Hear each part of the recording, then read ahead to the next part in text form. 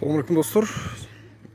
Бұл жерді мен Жалауат шаарына қарай деп ойлап жүрген екен, бирок Сузак районуна карайт экен. Бұл Ласточка балдар бакчасы.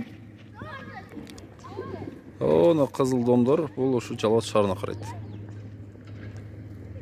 Бүгүн эртемен келсек, мына жерде курулуш болуп тур. Мына бош участокты Сузак райондук администрациясы жеке менчикке сатып жибериптир. Бул жерден бала бакчанын канализациясы өткөн экен. Ошого карабастан туруп, высоковольтный линия турганына карабастан туруп, бул жерлер сатылып кетиптир. Эми азыр мында курулуш иштери башталыптыр да.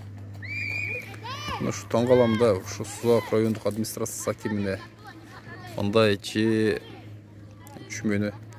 Тротуар кылышты билбейсиңер, мындай бала бакча кылышты билбейсиңер, жөнөкөй адамдарга шарт түзүштү билбейсиңер, бирок мындай кичине кызарып калган жерлерди сатышты өтө жакшы билесиңер да.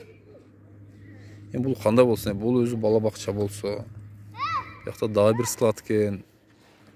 Кийин машиналар кирсе, бул жерди кантип сатып жибердиңер дейм да, мен түшүнбөйм.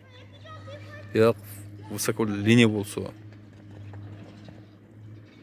Жалауат областынын прокуроруна, Сузак районук прокуроруна кайрылат элек. Ушулар териштирип бергилечи, кандай бул социалдык объекттин жерине кирген, социалдык объекттин коммуникациялар өткөн жерлерди жеке менчикке сатылып жиберди.